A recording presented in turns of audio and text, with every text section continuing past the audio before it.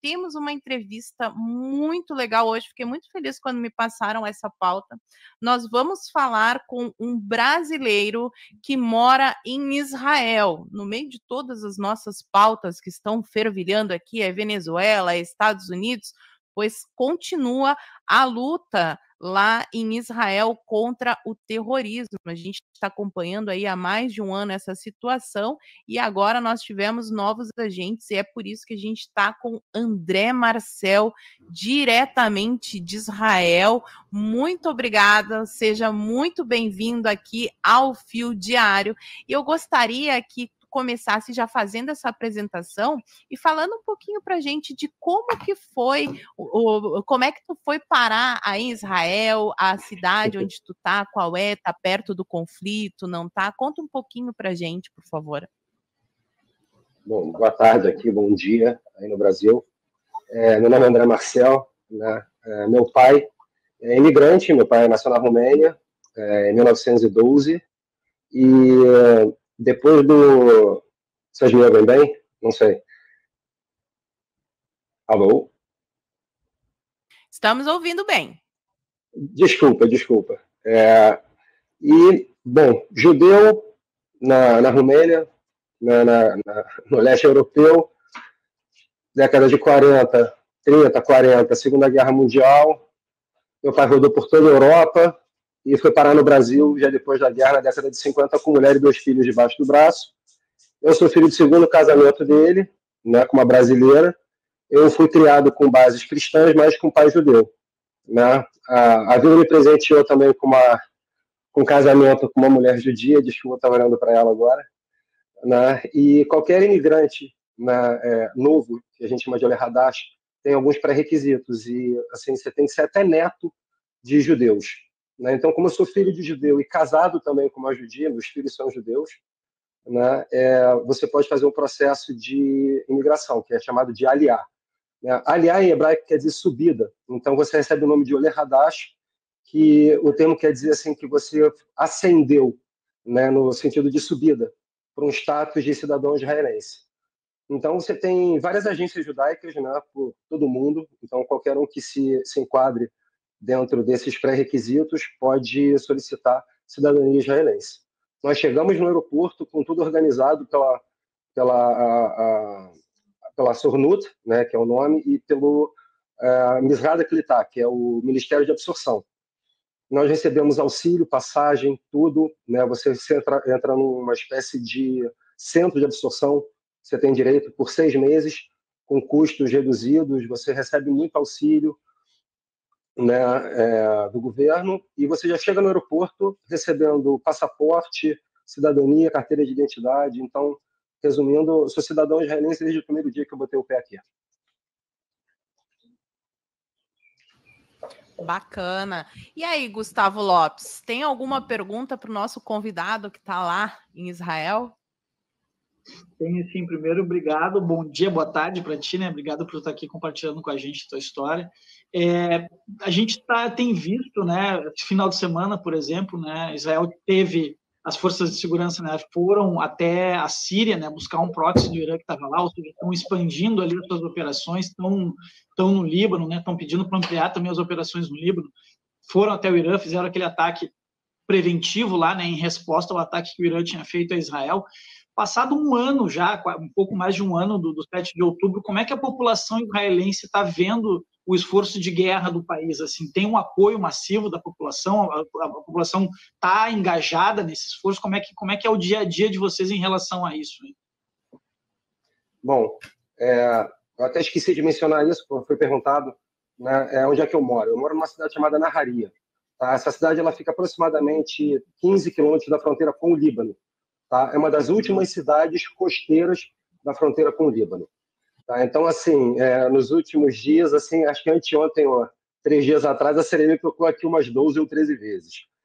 A gente tem aplicativo no telefone celular, né, que avisa, né, quando toca a sirene, que onde é que está tocando, se está próximo da gente, a gente pode colocar por aproximação ou por local onde você costuma frequentar. Né? Então, assim, a gente já está assim, meio que inserido dentro dessa cultura, né? Mas a população toda está em total apoio, né? É lógico que você tem alguma parte da população que ainda pensa em política nessas horas, infelizmente, né? Em Tel Aviv e em alguns outros lugares, isso no meu ponto de vista, tá, que eu não concordo, que tem uma galera que é contra o Netanyahu, contra o Bibi.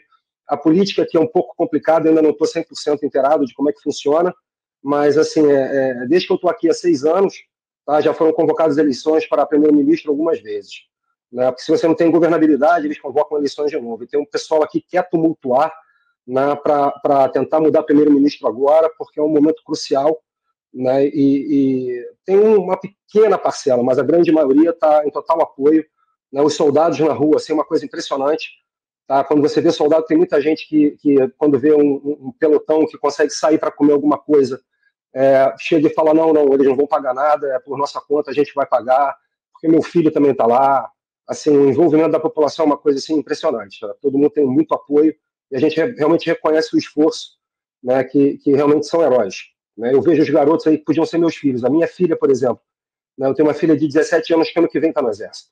Eu tenho um filho de 14 anos que em 4 anos também vai para o Exército, né? Que é uma cultura que, assim, né, para quem gosta de falar de empoderamento, né, tá, isso é empoderamento. As mulheres servem ao Exército. A filha de um amigo muito próximo meu é combatente, uma menina, 1,5 m, deve pesar uns 50 quilos, e está lá no front combatendo na polícia fronteiriça, sabe? Então, assim, a população está muito consciente do que está acontecendo. Nós temos as nossas proteções, as nossas maneiras de nos proteger. Né, graças a Deus, onde eu moro, né, onde o prédio que eu moro é um prédio mais novo, e a gente tem um bunker dentro do meu apartamento. O quarto da minha filha, né, normalmente chamado de mamado, que são as diferenças. O mamado é o quarto da minha filha, então do meu quarto toca a sirene, eu chego em 5 segundos. Porque aqui na cidade onde eu moro, quando é lançado um foguete do Líbano, eu tenho, acredite se quiser, menos de 20 segundos para estar em uma área protegida. Porque se o Iron Dome não funcionar, em 12 segundos, né, vamos colocar 30 segundos, um desses mísseis pode tocar solo e causar vítimas. Doutor André Marcília, tem alguma pergunta para fazer para o nosso convidado? Tudo bem, meu caro? Bom dia. Olha, eu queria saber como é que vocês têm se relacionado com o Brasil, ou como é que o Brasil tem se relacionado com vocês. Quer dizer, as autoridades brasileiras têm dado suporte, têm aparecido, aparecem e somem, de que maneira que vocês têm, inclusive, também visto o posicionamento do governo brasileiro a respeito da condenação de Israel? Bom, a minha visão, tá? Eu fiz faculdade de comunicação social final da década de 90, tá? Minha matrícula era de 1996, e, assim, eu sou um daquele que pode falar que eu mordi a minha língua e infelizmente, um dos poucos arrependimentos que eu tenho na minha vida foi ter votado no Lula.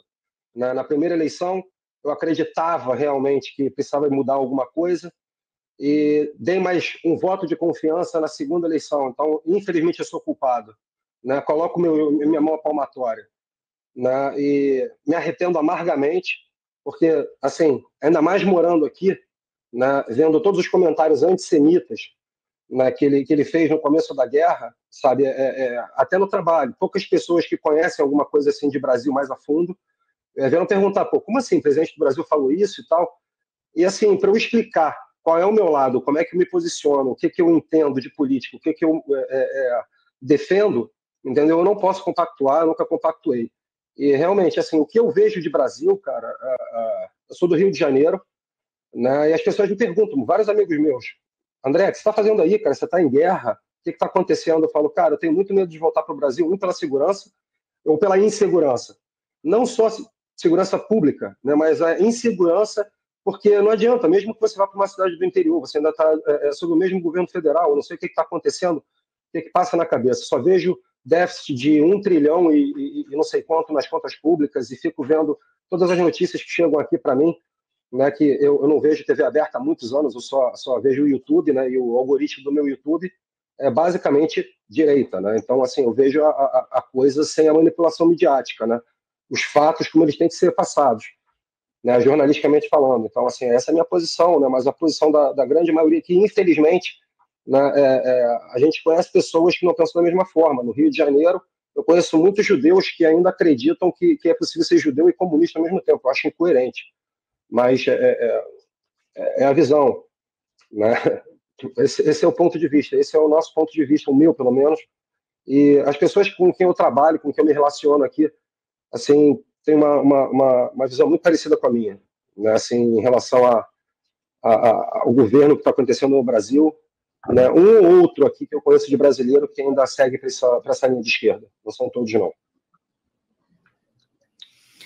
E aí, Adriles, tem uma pergunta para o nosso convidado?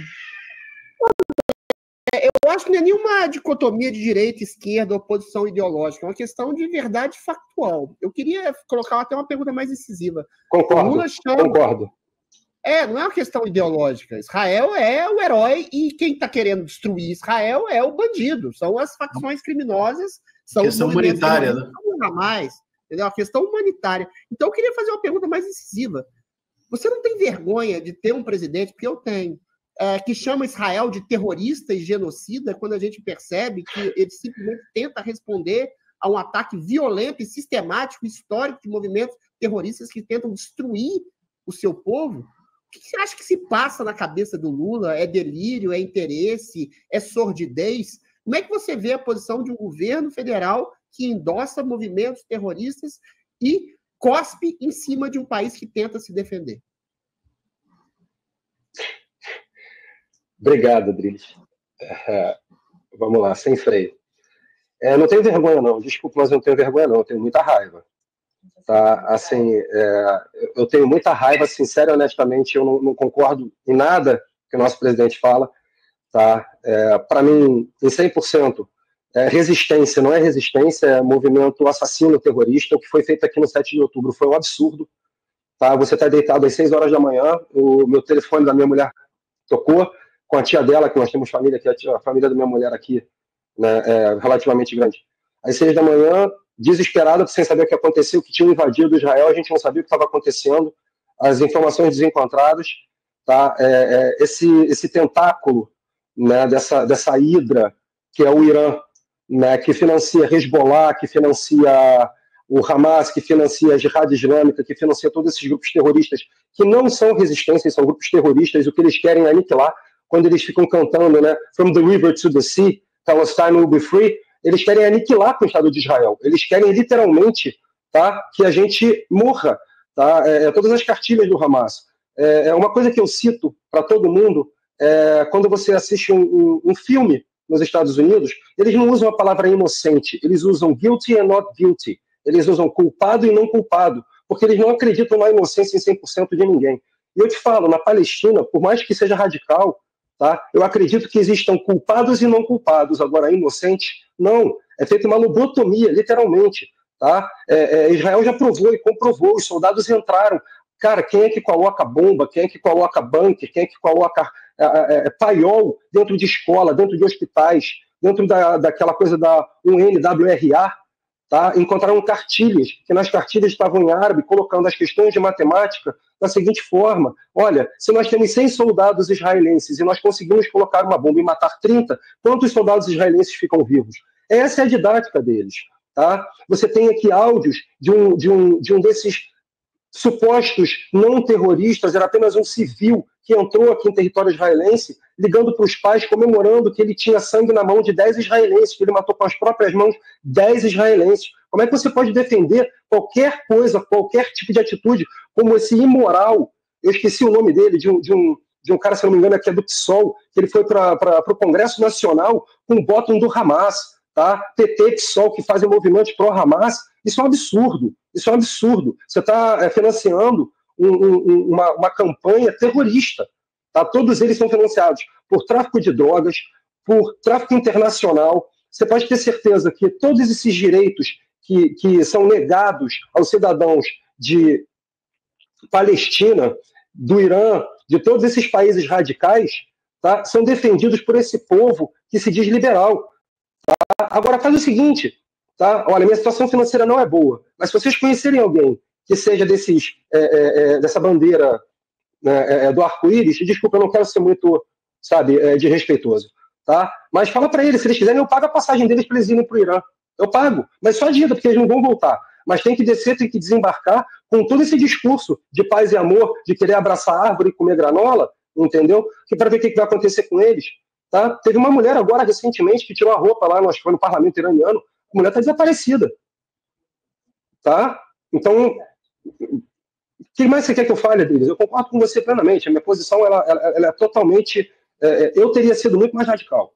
Sabe? Assim, o meu pensamento, eu teria sido muito mais radical nas tomadas de decisão em relação, por exemplo, aos reféns, na hora mais uma vez, nós ainda temos 150 reféns, tá? Eles foram sequestrados, eles foram abduzidos de território israelense à força, estupradas. A soldada foi estuprada, ainda teve um cidadão que ainda falou, ela se borrou nas calças.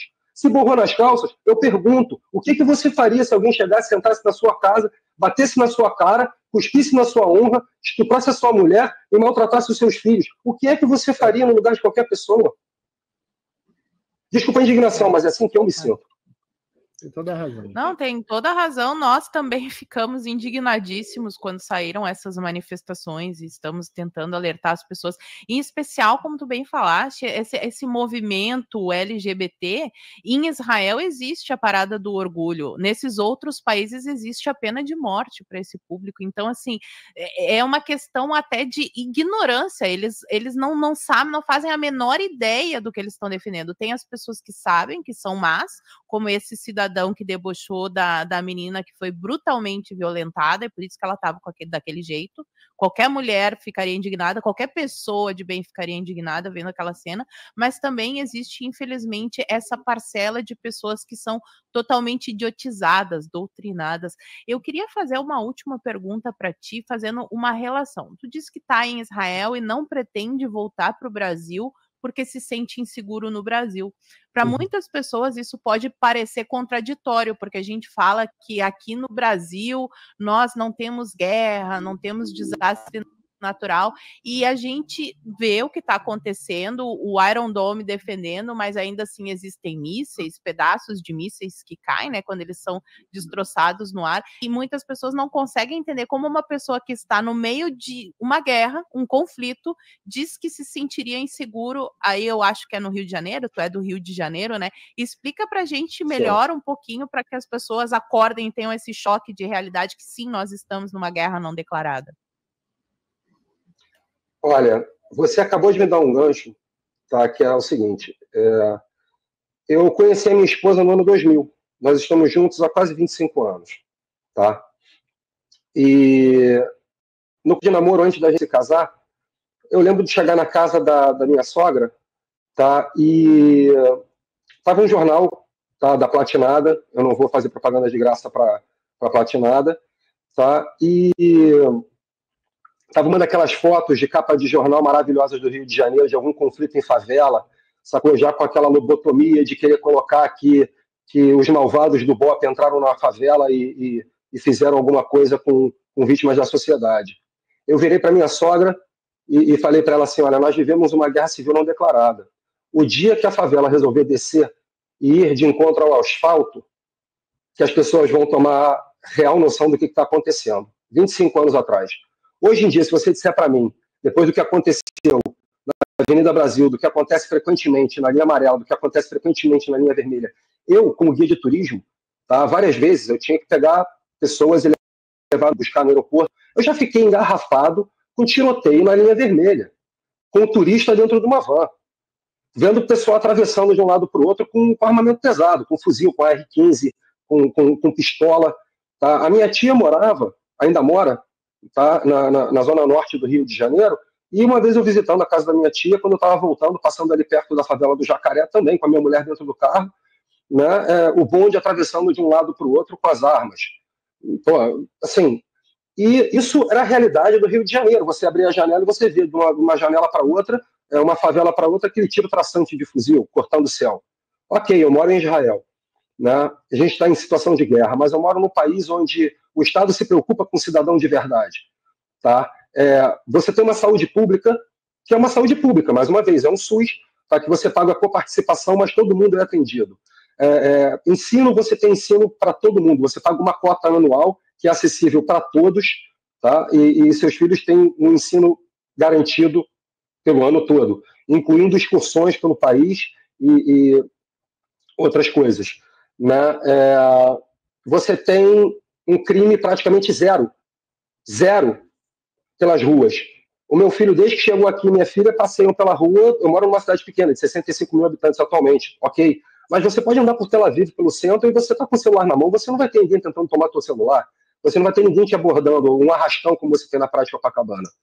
Você tem a guerra, sim, ok? Mas assim, a gente tem uma confiança muito grande no Iron Dome. Mais uma vez, assim, quando você tem aquela coisa que são aqueles mísseis intercontinentais, né? São maiores. Você tem a Força Aérea, que a gente também tem plena confiança. Eu acho que, assim, na base diária, né, que é o teu trajeto casa-trabalho, trabalho-casa, você tem a tranquilidade que meu filho vai andando para a escola, pega um ônibus, assim, com cartão de ônibus e vai para a escola, não vai ser assaltado. Você quase não tem sinal de trânsito, porque é tudo com rotatória, coisa que no Rio de Janeiro é impossível. Existe o respeito no trânsito, apesar dos pesares de todas as culturas, na faixa de pedestre ela é respeitada. Então é uma coisa cultural, assim, você tem uma cabeça europeia para muita coisa, né? As leis de trânsito aqui são europeias. Então o pensamento aqui você ganha por hora, né? Quando você no seu trabalho você ganha por hora.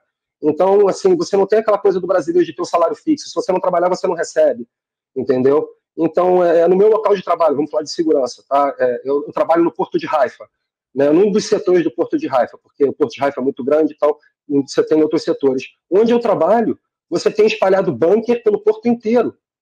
A cada dois blocos, assim, você tem bunker espalhado. Então, você tem uma sensação de segurança. Você não tem essa coisa de achar que do nada, né, vai cair alguma coisa na sua cabeça, porque, mais uma vez, você tem os alarmes são tocados, você entra no banco, você tem que ficar 10 minutos, é tudo um procedimento de segurança.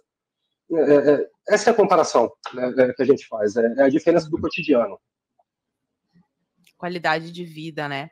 Bom, a gente Exatamente. conversou aqui com o André Marcel, brasileiro, que mora lá em Israel.